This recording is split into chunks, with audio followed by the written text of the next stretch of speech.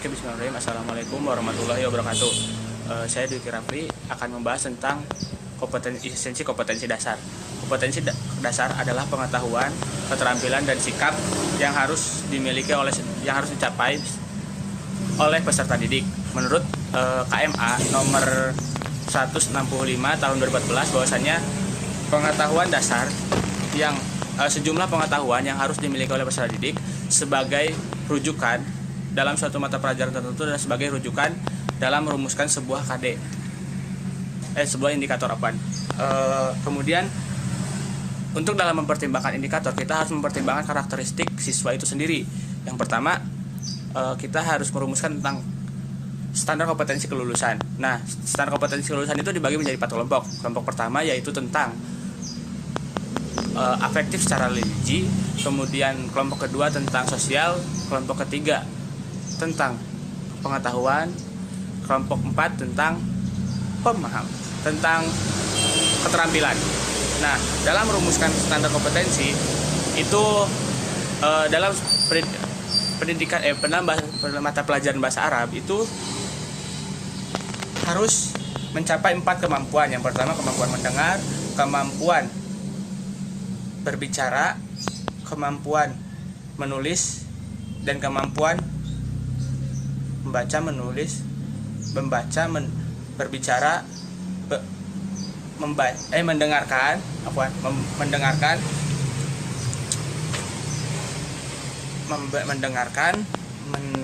berbicara, membaca, dan menulis. Empat standar kompetensi itu harus tercapai gitu kan. Sebagai contoh bisa dilihat saja di makalah. Oke, selanjutnya saya mempersiapkan pengembangan kurikulum standar kompetensi ini.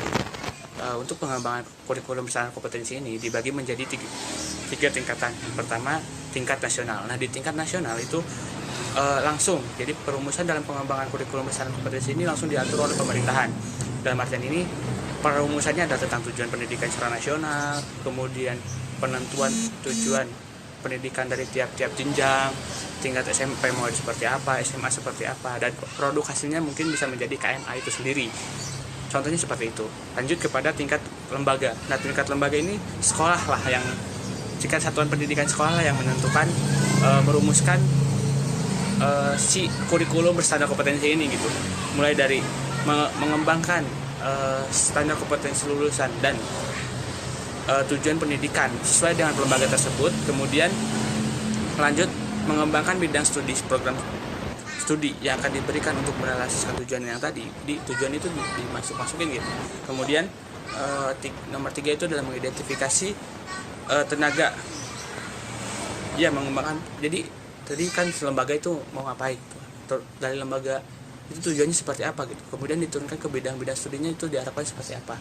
Nah, ketika sudah ada ini pencapaian bidang studi, kemudian diturunkan lagi gitu. Diturunkan kepada untuk bidang studi ini dengan tujuan seperti ini, siapa sih yang cocok untuk mengajarnya gitu. Sesuai dengan untuk verifikasi sebagai kapasitasnya seperti apa. Contoh, bahasa Arab seperti ini gitu. Bahasa Arab kemampuan untuk di MTS itu baru sebatas C2 gitu kan. Ada C1 di pendidikan di kelas 7 gitu. Nah, orang yang kompeten di kelas 7 itu siapa sih gitu kan? Untuk mengenalkan anaknya seperti apa, karakteristik seperti apa. Oh, ibu ini akhirnya makanya dikasihkanlah surat keputusan untuk si ibu ini mengajar di kelas 7. Nah, itu sesuai dengan kapasitas dia. Kemudian mengidentifikasi juga fasilitas yang ada yang untuk memberikan proses pembelajaran. Kemudian dari tingkat bidang studi. Nah, tadi kan sudah lembaga. Nah, lembaga itu turun kepada tingkat bidang studi itu sendiri. Yang pertama menentukan jenis-jenis kompetensi dan tujuannya. Jadi kan kompetensi dasarnya itu seperti apa, KD1, KD2, KD3, kemudian tujuan pembelajaran itu kemana sih gitu. Nah, itu tiap bidang studi itu ada. Mungkin bisa dibahas nanti di silabus. Jatuhannya tuh di silabus gitu. Kemudian B itu adalah menentukan kompetensi dasar sesuai dengan kelompok-kelompok nyata. Kan tadi udah ada standar kelulusannya dan tujuan-tujuan pendidikan gitu kan. Nah, akhirnya diturunkanlah menjadi sebuah KD gitu. Kompetensi dasar seperti apa gitu. Dan sesuai dengan kelompoknya, contoh KI 1, contohnya kan KI, istilahnya kompetensi inti. KI 1 itu masukin lagi ke KD 1 lagi gitu kan. Nah di sana juga mendeskripsikan gitu. Nah deskripsinya itu seperti apa, ketika penanamannya seperti apa, deskripsinya bisa lah, contoh RPP banyak di mana-mana.